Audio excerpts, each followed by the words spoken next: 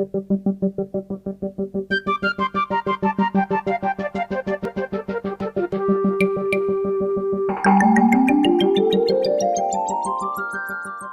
back to Business Today. Our guest for this edition is the CEO of Vodafone Ghana, Madam Yolanda, Cuba.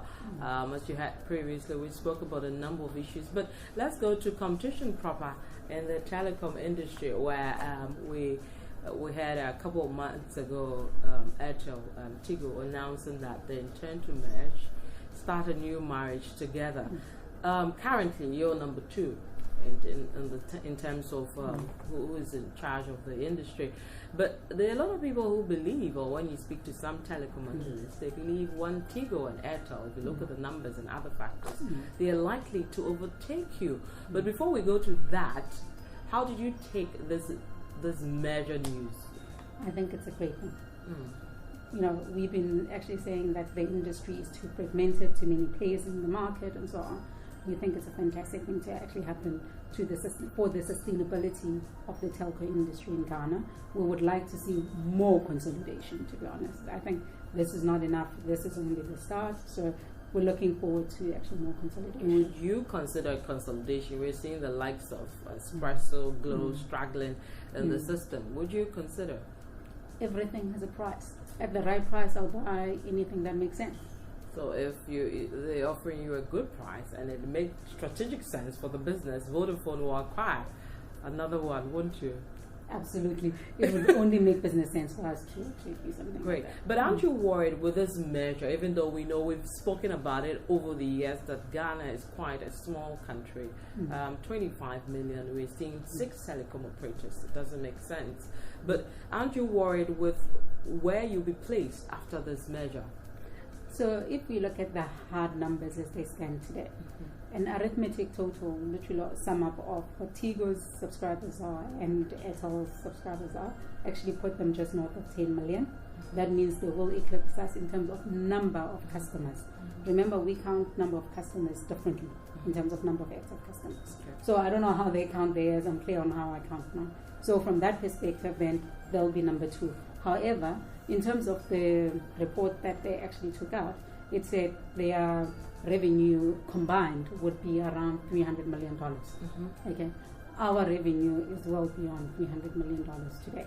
So that just gives you a sense that in terms of revenue market share, which is what we measure in the telco space quite pervasively, then we will still remain number 2 for a while to come. What would you say to maybe customers of yours who are saying, "Oh, great idea, Tigo and Airtel merging. It's going to be a better, relationship over there. I want to go over there." What would you say to some of your customers who are considering that? So, I think the first thing is you actually consider your network quality. We have consistently invested in our network.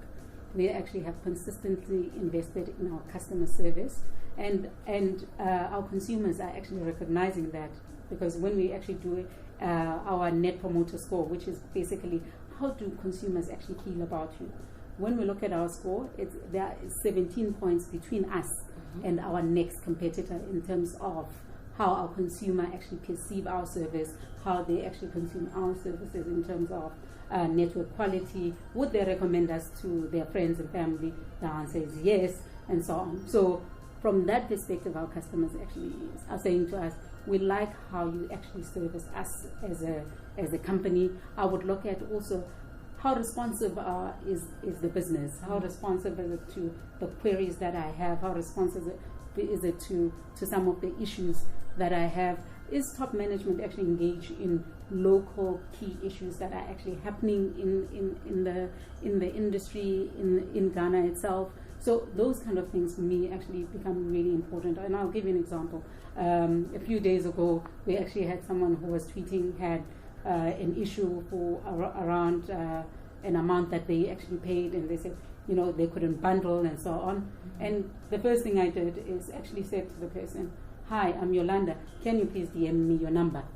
And the person DM'd me their number, and I solved their issue immediately. So for me, it's important that you actually have that kind of relationship with your customers where actually they are not too far from you. So those are some of the things that you would look at and say, do I really want to be Is it a number on the chart, or is it the quality of service that I'm after? Okay, let's look at 4G. MTN has 4G now. Yes. There's another available spectrum, which everybody seems to. I don't know what is happening, but will we see you roll out 4G anytime soon? I think at some point we will roll out 4G. The question is around, is the price at which it's being offered, the current block that's available, actually market related, and is it a fair price to pay at this point in time? We do not believe so. In fact, MTN, even when they paid for the price, they actually said it wasn't market related price as well. So if government pushes the figure down, we'll see you guys acquire. Which amount are you willing to spend on it? See, I've been very direct. This is when I have to say, actually, cannot comment.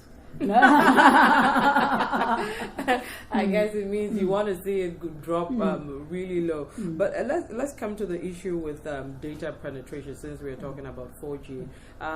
It's seen quite a bit of growth, but people expect us to have the numbers do better than what we're seeing. What do you think the likes of you can do to push data penetration into the better figures than we're seeing? So there's a couple of things that data penetration is dependent on. The first thing that it's dependent on is how pervasive is your network. The second thing is the terminals, is the handset that people have. A lot of people still have 2G handsets, even where we have 3G today. So even where you have 4G, there's still 3G handsets. So while MTN might have deployed 4G, if people have 3G handsets, they're not actually getting the experience. And that's what we're actually also seeing around 3G. And then the last element is around how we encourage consumption. So how we encourage consumption here comes in many forms. What kind of things you put on the platform in terms of maybe more content play and so on. Or it might be how you actually provide most probably micro bundles for people to starting to just have a flair for what data can actually give them, because a lot of people do not necessarily have that today as well. Right. Yeah. And then let's talk about something that I know you're passionate about, financial inclusion, using telecom as your backbone. A lot of people are trying for us to have better inroads into this, but it appears it's a slow journey. How can we fast track it as a country? I think the biggest way to actually fast track it is actually getting the supply side there actually correct. So if, for example, government decided that we will do all our payments through mobile money, it will change everything overnight. So for me, those are the kind of supply side. If your employer says, I will pay your salary through mobile money, it automatically creates the ecosystem that actually flows through. Right now, you have to take money from a bank account into your mobile money wallet. So it acts like a wallet rather than mobile money itself. So it's not e-money yet, because it has to be moved from one wallet to the other. However, the day where everything actually is deposited, then you will actually naturally actually transact on the platform that you already have as well. But some say you're not really ready for the huge figures you're calling. If you look at currently, we're seeing increasing figures in mobile money fraud, for example, etc. Are you ready for this that you're asking for? Absolutely, because we have scalable businesses. We build IT infrastructure, we build network capability in order to actually service exactly that point. So if I look at, for example, Kenya, which actually in Safaricom, which is our sister company, which controls a lot of the M-Pesa money, it's a scalable business model. Mobile money is a scalable business model. We do not have to build another branch in order to serve another 100,000 people. We actually have to tweak something on our IT infrastructure. And in most cases, we actually have to do nothing at all, to be honest with you. Right, so you're ready for this. Let's start ending the interview with one or two issues that we've seen you done over the past months. For example, offloading some of your assets. The telecom university, you gave it up. Well, why would you want to do that? Yeah, I think, we've sat back and we've said, actually, there are properties that we acquired as part of the sale, that Vodafone actually acquired as part of the sale in 2008, 2009. And we've looked at it and said, some of these properties we actually do not need for operational reasons. Although as Vodafone we paid for it as a company, but we really do not need it. And we've said to government, including the technology university, Ghana Technology University, we are more than happy to actually hand these over back to you. And it's 18 prime land that we actually, land and property and residential areas that we're actually giving to government, and we're waiting for finalization of that issue. So apart from the university, which other assets are you uploading? We've got a lodge called Monkey something, which is like a fully fledged lodge, for example. We've got apartments and we've got houses. We've got some vacant lands in Tukunse and all these other areas that we're actually wanting to actually offload as well. Okay. And finally, your expectations for 2017? Expectation is better growth.